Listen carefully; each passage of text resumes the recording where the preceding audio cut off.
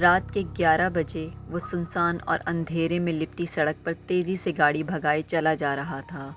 سڑک کی دونوں جانب گھنے پیڑ موجود تھے۔ سڑک پہ روشنی کا کوئی انتظام نہ تھا۔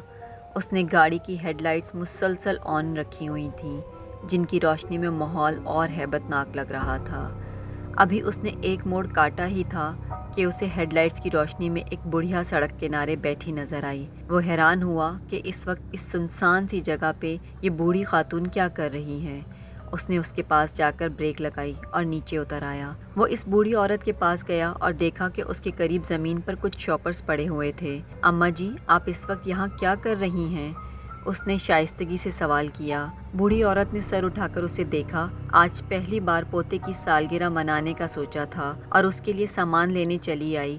کمبخت ٹیکسی والا مجھے یہیں اتار کر چلا گیا، وہ افسردگی سے بولی۔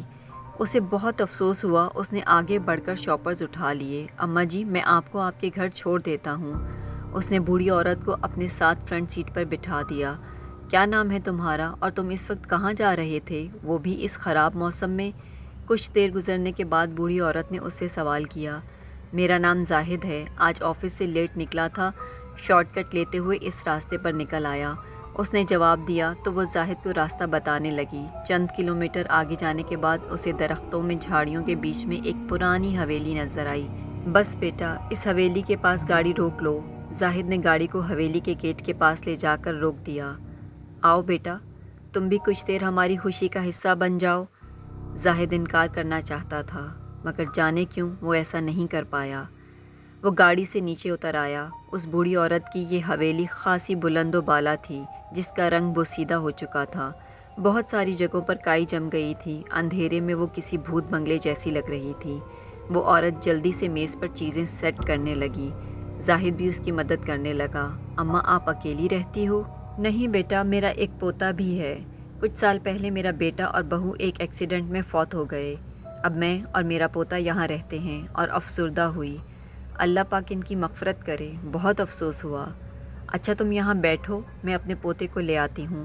وہ تیزی سے کہتی ایک کمرے کی طرف بڑھ گئی۔ جب واپس آئی تو اس کے ساتھ ایک بچہ تھا جو ویل چیئر پر بیٹھا تھا۔ اس نے سر جھکا رکھا تھا اور پی کیپ پہنی ہوئی تھی۔ زاہد نے سوالیہ نظروں سے اس کی طرف دیکھا۔ بوڑھی عورت نے اس کی سوالیہ نگاہوں کو نظر انداز کیا اور ماچس اٹھا کر موم بتیاں جلانے لگی۔ اچانک لائٹ چلی گئی اور ہر طرف اندھیرا پھیل گیا۔ زاہد بدحواس سا ہونے لگا۔ اس کی چھٹی حس اسے کچھ غلط ہونے کا احساس دلانے لگی۔ یہاں اکثر بجلی چلی جاتی ہے، تھوڑی ہی دیر میں آ جائے گی، وہ اسے دلاسا دیتے ہوئے بولی۔ موم بتیوں کی روشنی میں اس کا چہرہ عجیب سا لگ رہا تھا، لیکن جو چیز زاہد کو کھٹک رہی تھی وہ یہ تھی کہ اس نے ایک بار بھی بچے کو حرکت کرتے یا بولتے نہیں دیکھا تھا۔ میں پلیٹس رکھنا تو بھول گئی، زاہد ذرا کچن سے پلیٹس تو لے آؤ۔ بوڑھی عورت نے ہاتھ کے اشارے سے اسے کچن کی راہ دکھائی۔ وہ موبائل کی ٹارچ آن کر کے کچن کی طرف بڑھ گیا۔ ابھی وہ کچن میں پلیٹس ڈھونڈ رہا تھا کہ اسے بڑھیا کی آواز سنائی دی۔